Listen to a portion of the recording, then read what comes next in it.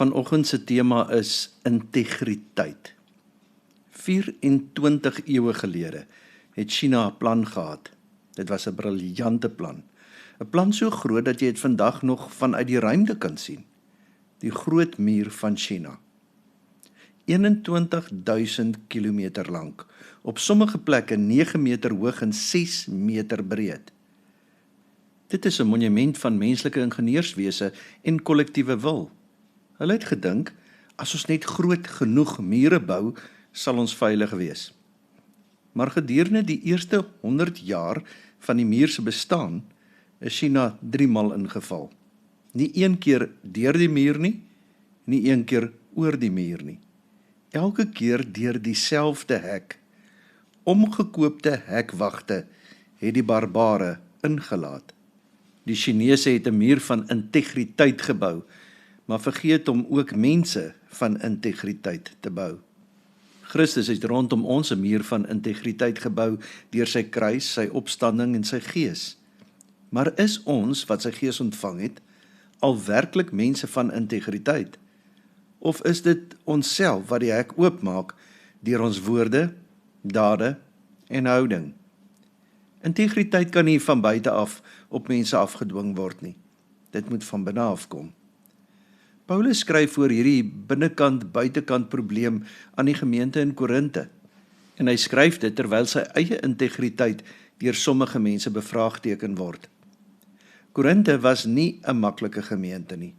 Dit was 'n hawestad, 'n kruispunt van kulture, geld, filosofie en godsdienste. Mense in Korinthe was gewoond aan sprekers wat goed geklee was, met gladde argumente. Paulus het nie aan hierdie prentjie voldoen nie. Hy het dit self erken. Sy voorkoms is onaansienlik en sy spraak is swak, sê hy in 2 Korintiërs 10 vers 10. En hy het nie altyd gedoen wat hy gesê het hy sou doen nie. Hy het byvoorbeeld 'n besoek aan Korinthe uitgestel, wat hulle laat twyfel het aan sy woord. Teen hierdie agtergrond skryf Paulus 2 Korintiërs, en in hoofstuk 6 antwoord hy die beskuldiging op die mees kragtige manier denkbaar. Hy maak sy lewe oop. Hy sê nie vertrou my nie. Hy sê kyk hoe ek leef, kyk hoe ek optree. Dit is mos die bewys van my integriteit. Paulus sê dat ons almal se integriteit op die spel is. 2 Korintiërs 6 van vers 1 af. As medewerkers van God doen ons 'n ernstige beroep op julle om nie die genade van God te vergeefs te ontvang nie. Want hy sê, op die regte tyd het ek na jou geluister, en op die dag van verlossing het ek jou gehelp. Kyk, nou is die gunstige tyd. Kyk, nou is die dag van verlossing. Ons gee in geen opsig enige aanstoot aan iemand nie, sodat daar nie met die bediening fout gevind kan word nie. Maar in alles beveel ons onsself aan as dienaars van God. Ons doen 'n ernstige beroep op julle om nie die genade van God te vergeefs te ontvang nie. Paulus begin met 'n skokkende stelling. Dit is moontlik om die genade van God te ontvang op 'n manier wat niks verander nie. Die Griekse woord wat hier vertaal word as te vergeefs beteken letterlik leeg, hol, sonder inhoud, sonder uitwerking. 'n Houer wat lyk asof dit vol is, maar as jy dit skud, is dit leeg. Dink aan dit. Iemand ontvang 'n geskenk, maak dit oop, sê dankie en bêre dit weg sonder om dit ooit te gebruik. 'n Pasiënt ontvang 'n voorskrif, gaan haal dit by die apteek, maar gebruik die medikasie nooit. 'n Student kry 'n beurs om te studeer, maar gebruik dit nooit nie. So kan Christene die genade van die kruis ontvang, belydenis, doop, nagmaal, en dan leef asof dit niks met hulle maandag tot Saterdag te doen het nie. Paulus sê, dit is te vergeefs. Dit is leeg. Die genade van God is bedoel om jou te verander van binne na buite. Hier is 'n waarskuwing, nie 'n veroordeling nie. Paulus skryf van gelowiges, hy sê, die genade is oor julle uitgegooi, maar leef julle in hierdie genade? Leef julle hierdie genade uit? Is daar dalk iets in jou lewe wat jy al jare lank weet God wil hê jy moet verander, maar jy klou daaraan vas? Het jy dan die genade te vergeefs ontvang? Nee, nou is die tyd, word verander. 2 Korintiërs 6 vers 2 vorm die kern en die fokus van hierdie gedeelte. Want God sê, op die regte tyd het ek na jou geluister. En op die dag van verlossing het ek jou gehelp. Kyk, nou is die gunstige tyd. Kyk, nou is die dag van verlossing. Nou is die tyd. Nou is die dag van verlossing. Nou is die tyd in jou lewe om uiteindelik in hierdie verlossing te leef. Vers 2 is die hartklop van die hele gedeelte. Paulus haal aan uit Jesaja 49 vers 8, 'n profesie uit die ballingskaptyd. God beloof aan sy volk wat alles verloor het, op my tyd sal ek julle hoor, op die dag wat ek kies sal ek julle help. En dan sê Paulus, daai dag is hier. Nie 'n dag wat nog kom nie, nie 'n dag waaroor ons nog kan droom nie, daai dag is vandag. Grieks het 2 woorde vir tyd. Kronos is die gewone verloop van tyd, sekondes, minute, ure, dae. Dis die tyd op jou horlosie.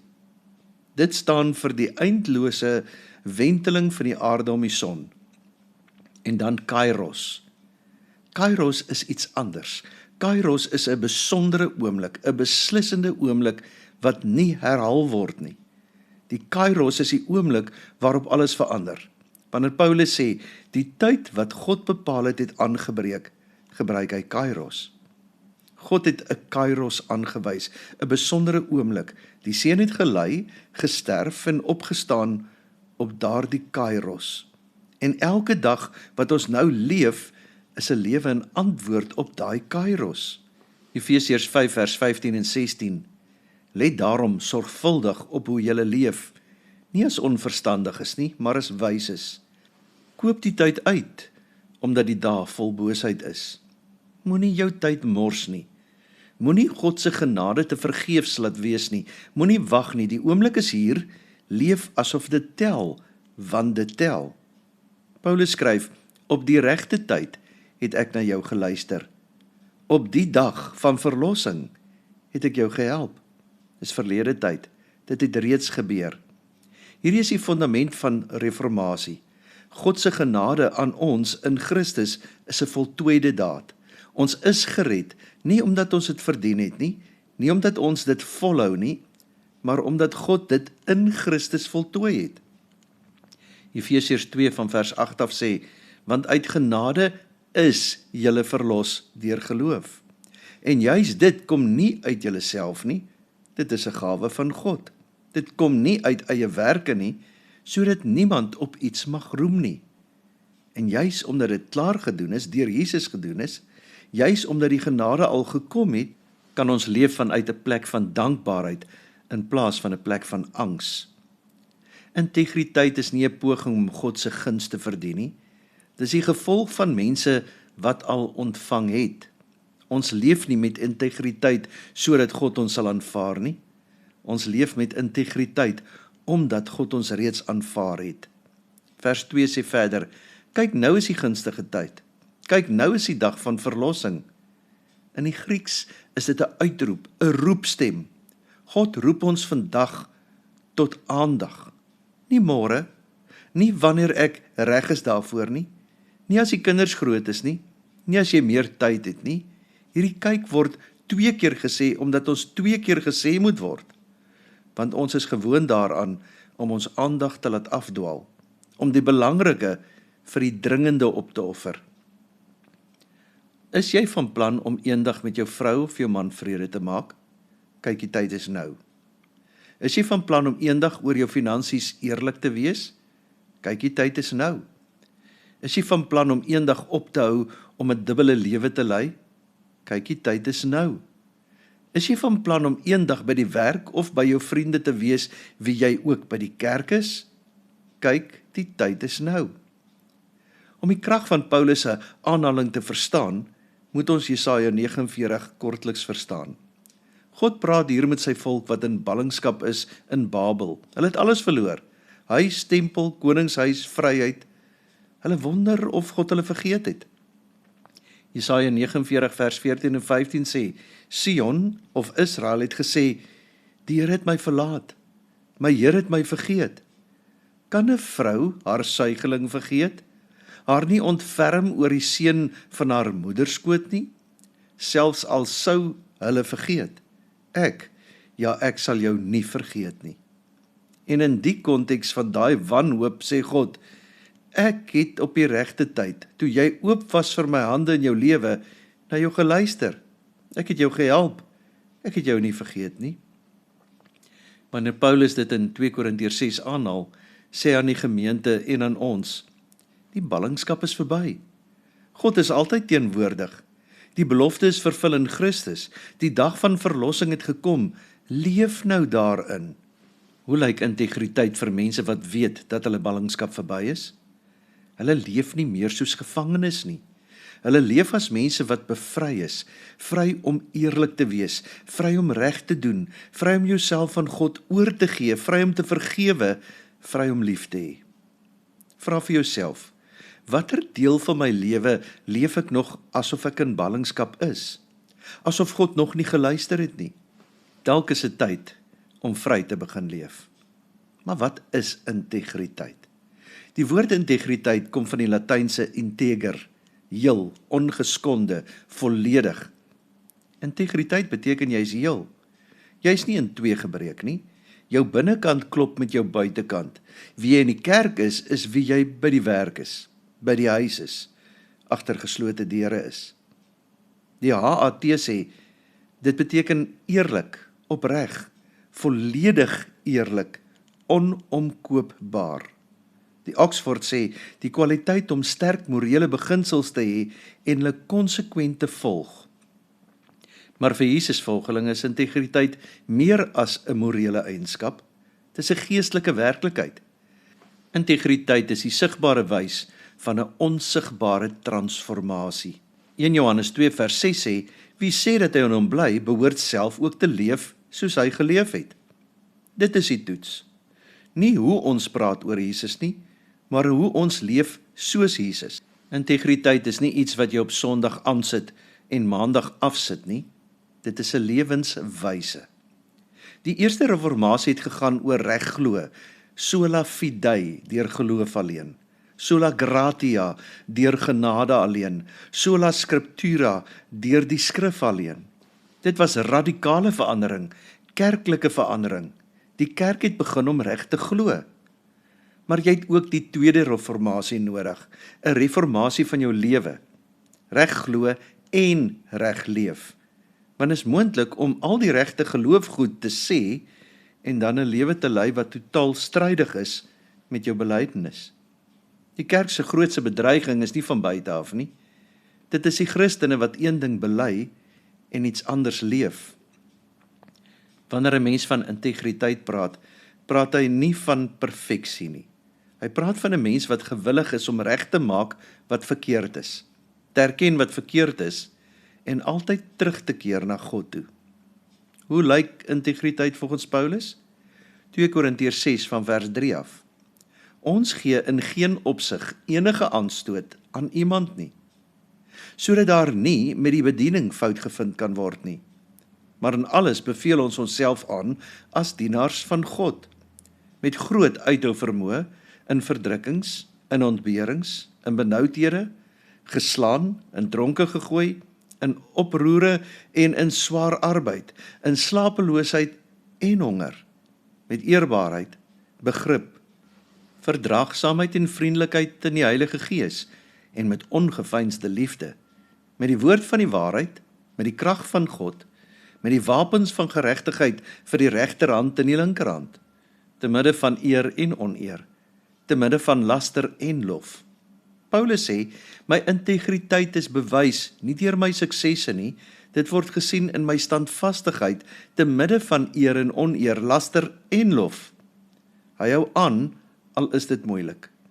Jy hou nie op wanneer ander ophou nie. Dit is die toets van integriteit. Nie wie jy is wanneer alles glad loop nie, maar wie jy is wanneer alles skeef loop. Daar is 6 tekens van integriteit wat ons hier raak sien. Met eerbaarheid, begrip, verdraagsaamheid, vriendelikheid, met ongeveinsde liefde.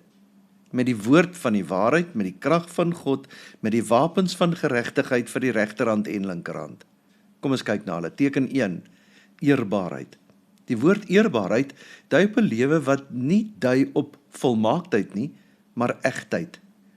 Wat jy sien is wat jy kry. Geen maskers sonder toneelspel. 'n Eerbare persoon sê voor jou en agter jou rug presies dieselfde dinge. Tweede een is begrip, om ander werklik te verstaan. Die woord wat met begrip vertaal is, kan ook kennis wees, maar meer spesifiek, die kennis wat kom uit 'n noue verhouding. Dit is nie bloot feite ken nie, dit is mense ken. Dit is om moeite te doen om te verstaan hoekom iemand is soos hy of sy is. Integriteit sluit in dat jy ander mense regverdig behandel, en jy kan nie regverdig wees teenoor iemand wat jy nie probeer verstaan het nie. Abraham Lincoln was beroemd daarvoor dat hy sy vyande genooi het om sy ministers te word. Mense het hom gevra hoekom. Hy het geantwoord, ek elimineer my vyande deur hulle my vriende te maak. Dis begrip in aksie. Die derde teken is verdraagsaamheid. Dit beteken 'n lang geduld, 'n lang siel. Dit is die vermoë om uit te hou as ander mense jou uitput, jou frustreer, jou teleurstel en om steeds met liefde, met 'n lang geduldige asem te reageer. Dis nie swakheid nie, dis krag. Iemand het gesê, geduld is nie die vermoë om te wag nie, dis die vermoë om 'n goeie houding te handhaaf terwyl jy wag. Die vierde teken, vriendelikheid. Die kuns om ander op hulle gemak te stel. Dit kan ook vertaal word met goedheid. Dit beteken eintlik om vir ander goed te wees op 'n manier wat hulle werklik dien, nie wat vir jouself voordelig is nie. Dit is om werklik in die belang van ander op te tree, selfs as dit ongemaklik is. 'n Ware vriend vertel jou die waarheid, maar op 'n manier wat jou help om te groei. 5. Ongeveinsde liefde. Ongeveinsde liefde tel ander hoër op as wat hulle verdien. Jy het ander lief ten spyte van wat hulle vir jou beteken en ten spyte van wat hulle doen. Die 6de teken, beginselvastheid. Die wil van God doen, met die woord van die waarheid, met die krag van God, met die wapens van geregtigheid vir die regterhand en die linkerhand. Paulus sê dat integriteit is om die wil van God te doen. Die beeld is 'n militêre beeld. 'n Soldaat met 'n swaard in die regterhand en 'n skild in die linkerhand, gereed om aan te val en gereed om te verdedig. Integriteit is nie 'n passiewe eienskap nie. Dit vra aktiewe, doelbewuste keuses. Die wil van God doen, nie wanneer dit maklik is nie, nie wanneer almal saamstem nie, maar konsekwent, selfs wanneer dit duur is. Ek wil vir julle Stuart Briscoe se verhaal vertel. Briscoe se baas het hom beveel, as meneer so en so bel, sê vir hom ek is nie hier nie. Briscoe het 'n oomblik gedink en toe geantwoord, ekskuus meneer, beplan jy om iewers heen te gaan? Nee, sê die baas, ek is net nie lus om nou met hom te praat nie. Briscoe het gesê, wil jy hê ek moet namens u lieg? Die baas het natuurlik woedend geword, maar Briscoe het geantwoord, meneer, as ek nie namens u sal lieg nie, kan u mos verseker wees dat ek nooit vir u sal lieg nie. Briscoe het 'n verhoging gekry. Integriteit is wie jy is wanneer iets op die spel is. Wanneer dit niks kos nie, is dit maklik om 'n goeie mens te wees. Die toets kom wanneer dit iets kos. Wanneer jy die waarheid moet praat, al verloor jy 'n kontrak. Wanneer jy moet erken jy was verkeerd, al lyk dit sleg. Nou waar begin integriteit?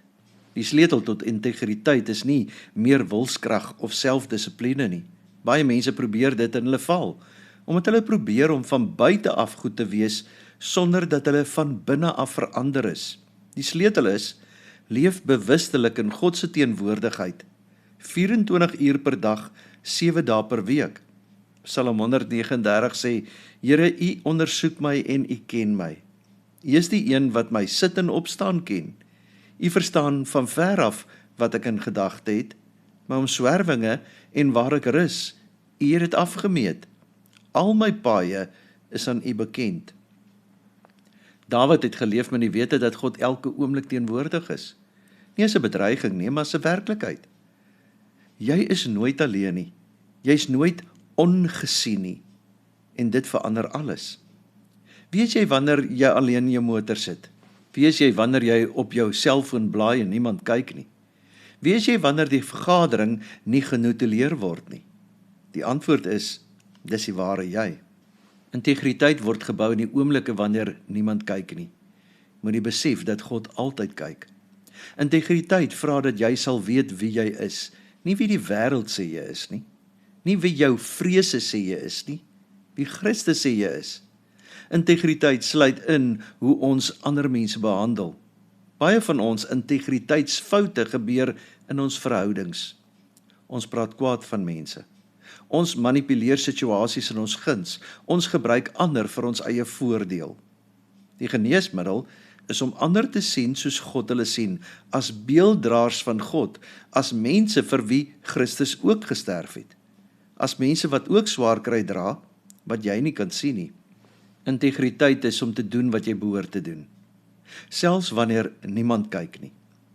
Maar as jy lank genoeg doen wat jy behoort te doen, wanneer niemand kyk nie, word jy die soort mens wat dit doen ook wanneer almal kyk. Warren Buffett het gesê, dit neem 20 jaar om 'n reputasie te bou en 5 minute om dit te vernietig. Ons het begin by 'n muur in China. 'n Muur wat niks bereik het nie, want die mense binne die muur het nie integriteit gehad nie. Die groot muur het geval van binne af. Maar 'n lewe van integriteit word gebou van binne af. Een keuse op 'n slag, een oomblik op 'n slag, in God se teenwoordigheid. Wees 'n man, 'n vrou van integriteit. Amen. O Here, dankie dat U vir ons alles gegee het. U het vir ons die kruis gegee, die leë graf gegee, U Heilige Gees oor ons uitgestort. Ons het die verlossing. Daar is geen veroordeling vir diegene wat in Christus Jesus is nie. Daar's nou vrede tussen ons en God. Here, help ons dan dat ons veranderd sal lewe, dat ons in Christus mense van integriteit sal wees. Amen. Die Here sal julle seën en julle beskerm. Die Here sal tot julle redding verskyn en julle genadig wees.